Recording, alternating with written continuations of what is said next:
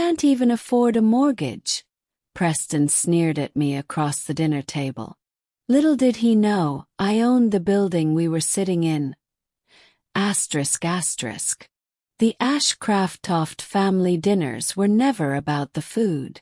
They were about showing off. Who bought the biggest house, the fanciest car, the most expensive vacation? Tonight, in their sprawling estate outside Napa Valley, was no different. I sat quietly near the fireplace, sipping my iced tea while my cousins bragged. "Just bought a ranch in Jackson Hole," Preston said, swirling his wine. "Right next to the guy who owns half of Silicon Valley."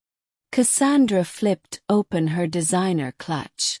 "We closed on a vineyard in Tuscany. Private access to the Mediterranean. You can't even put a price on that." I hid my smile behind my glass. If only they knew. Aunt Evelyn's sharp voice cut in. "Nora, you've been awfully quiet." Preston smirked. "We were just wondering about your living situation." Here it came. "What about it?" I set down my glass. "That tiny duplex in Portland," he said. "Still renting, right?" Cassandra pretended to be surprised.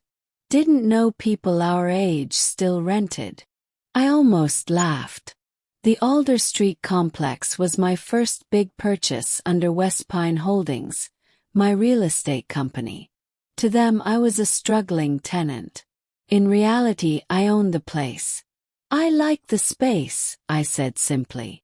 "You're 35, sweetie," Aunt Evelyn sighed. "It's time to grow up. Buy something real." If only they knew what real meant for me. A $1.8 billion portfolio of apartments, offices, and yes, Ashcroft Plaza, the very property we were in. I'd bought it 6 months ago under a fake name. "I've managed just fine," I said. Preston rolled his eyes. "You can't even afford a mortgage." I let them talk. Soon they'd get the lease renewal notice. And my name would be on it. Dad finally looked up from his wine. "This meeting's partly about business. The board's worried about the new owner of Ashcroft Plaza." I stayed quiet. "West Pine Holdings bought it 6 months ago," he said. "No one knows who they are. Could be a foreign investor." Preston nodded. "These tycoons love old properties. If only they knew their mystery investor was sitting right here in a thrifted cardigan." Dad continued. "They're asking tough questions. Especially about our accounting." Aunt Evelyn's pearls shook. "The Hale name still means something." "Not to West Pine," Dad said. "They ordered a full audit."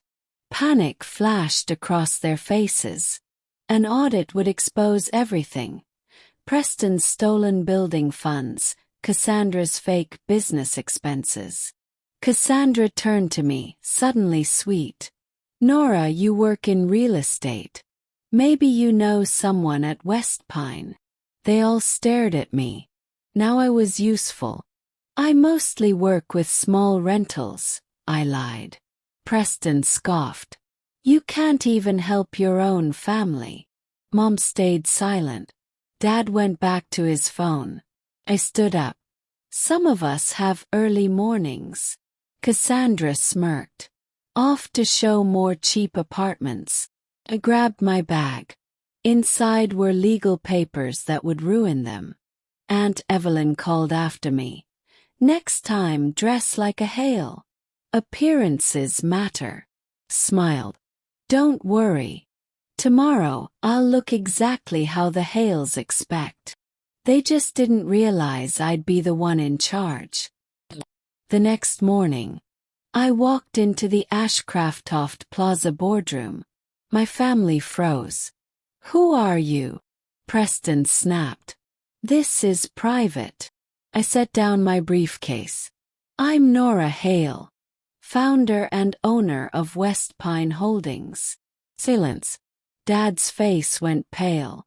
You own this building. Open the briefcase. Let's review your financials. Preston's $2 million roof repair that bought his ranch. Cassandra's fake invoices. Every lie, every stolen dollar. All in the audit reports I slid across the table. This is insane, Preston yelled. No, I said. This is fair. Aunt Evelyn clutched her pearls. You'd ruin your own family. You ruined yourselves, I said. Now you fix it, or I take these to the IRS. 6 months later, Ashcrofts Plaza was thriving. Tenants were happy. No more stolen money. Preston got a real job. Cassandra volunteered at a shelter. Dad asked to learn the business. My way. At the Alder Street holiday party, I watched them actually talk to the tenants they'd once ignored. Mom sat with Mrs. Lopez, who'd lived here 38 years. Preston helped string lights with Mr. Keller, a war veteran. Dad stood beside me. Your great-grandfather would have been proud. He nodded. Legacy wasn't about money. It was about what you built. And I'd built something real.